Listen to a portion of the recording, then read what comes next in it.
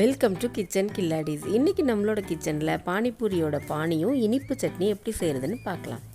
முதல்ல இனிப்பு சட்னிக்கு தேவையான பொருட்கள். முதல்ல ஒரு கிண்ணத்தில் புளியையும் பேரிச்சம்பழத்தையும் போட்டு 1 டம்ளர் தண்ணி விட்டு ஒரு அரை மணி நேரம் ஊற வைக்கிறோம். நல்லா ஊறின உடனே அதை அப்படியே அடுப்பில் வச்சு கொதிக்க விடுறோம். நல்லா கொதித்ததும் 1/4 டீஸ்பூன் மிளகாத்தூள், 1/4 டீஸ்பூன் சீரகத்தூள் சேர்த்து கொதிக்க விடுறோம். அதோட நம்ம எடுத்து வச்சிருக்கிற வெல்லத்தையும் சேர்க்குறோம். வெல்லம் நல்லா கரையிற அளவு கொதிச்சா போதும், பாகுபதம் வரணும்னு அவசியம் இல்லை. வெல்லம் நல்லா கரைஞ்ச உடனே அடுப்பை ஆஃப் பண்ணிடலாம்.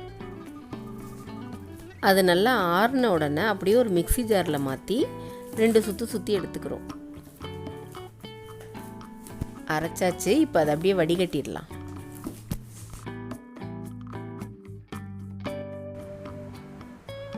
வடிகட்டிட்டு அதில் கொஞ்சமாக சாட் மசாலா, கொஞ்சமாக உப்பு சேர்த்து கலந்துட்டு வச்சிட வேண்டியது தான்.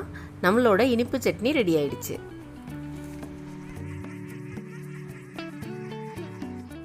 அடுத்து பானிக்கு தேவையான பொருட்கள். ஒரு மிக்ஸி ஜாரில் நம்ம எடுத்து வச்சுருக்கிற கொத்தமல்லி, புதினா, பச்சை மிளகா எல்லாத்தையும் போட்டுட்டு அதோட ஒரு பாதி எலுமிச்சம்பழத்தையும் பிழிஞ்சு மிக்சியில் ஒரு சுற்றி எடுத்து வச்சுக்கிறோம். அரைச்சாச்சு. இதை அப்படியே வடிகட்டிடுவோம். வடிகட்டிட்டு காரம் ஜாஸ்தியாக இருந்ததுனாக்கா வேணுங்கிற அளவு தண்ணி ஊற்றிக்கலாம். அதோட கொஞ்சமாக சாட் மசாலா, கொஞ்சமாக உப்பு சேர்த்து நல்லா கலக்கிட்டு வச்சிட வேண்டியதான். நம்மளோட பானி ரெடி. நாம் இன்றைக்கி செஞ்ச இனிப்பு சட்னியில் 420 கலோரிஸும் கார பானியில் 150 கலோரிஸும் இருக்குது.